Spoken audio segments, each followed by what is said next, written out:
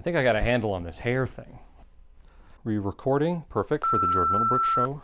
I'm Jordan Middlebrook, and on today's episode of the Jordan Middlebrook Show, we're going to take a little detour and we're going to be talking about the Christmas holidays. Guess I should turn that off. Oh, we're going to read some books. Let's do that. I don't know if this is right. Sometimes it's easy to forget that you are not a child. There's so much going on. There's stress. The world's falling apart. It is what it is. One of the things that I remembered when I was a child was watching those shows, like preschool shows. Is that acceptable? Preschool shows? If you have a bunch of kids bopping around the house and you don't really know what to do with them, why don't you put them down in front of the TV or the computer and throw on this video and I'll read them a Christmas story. And they would sit down and they would read a book. Well, this is my show, the Jordan Middlebrook Show. And I've always wanted to read a Christmas story or a Christmas book on TV. Well, the internet exists, so I'm going to read you a Christmas story. Where's classic holiday? I'm going to be reading The Night Before Christmas by Clement C. Moore. Illustrations by Jean Hiroshima. Jean or Jean? The classic Christmas story. The story for all Christmas ages.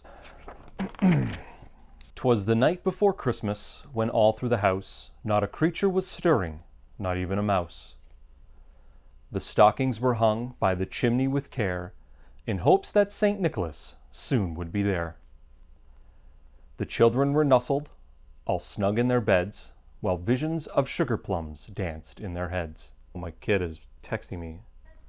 And Mama in her kerchief, and I in my cap, had just settled our brains for a long winter's nap, when out on the lawn there arose such a clatter, I sprang from my bed to see what was the matter. Away to the window I flew like a flash, tore open the shutters, and threw up the sash.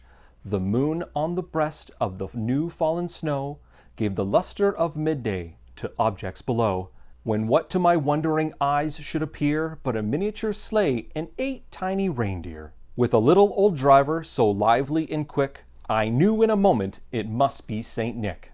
More rapid than eagles, his coursers they came, and he whistled and shouted and called them by name. Now Dasher, now Dancer, now Prancer and Vixen, on Comet, on Cupid, on Donner and Blitzen.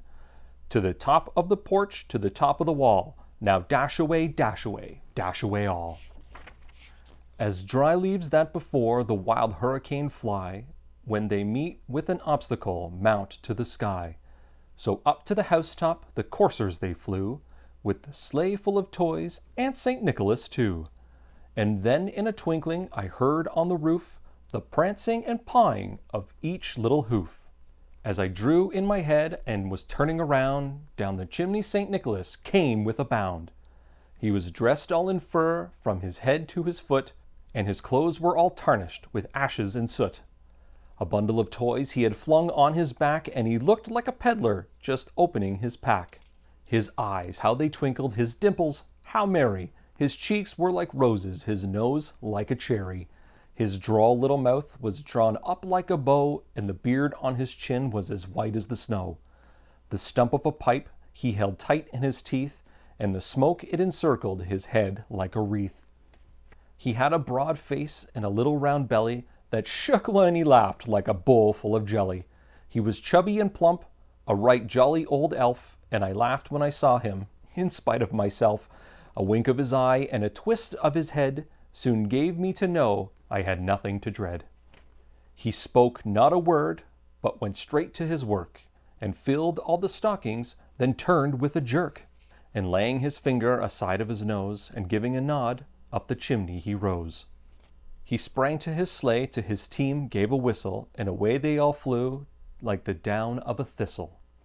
But I heard him exclaim, ere he drove out of sight, Merry Christmas to all, and to all a good night. Oh, that's the end of the book, even though I've known the story for like 41 years. I'm going to read that last page again.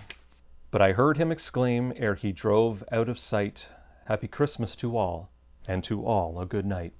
Good story. Christmas. Christmas tree. I like reading. It's fun. Merry Christmas.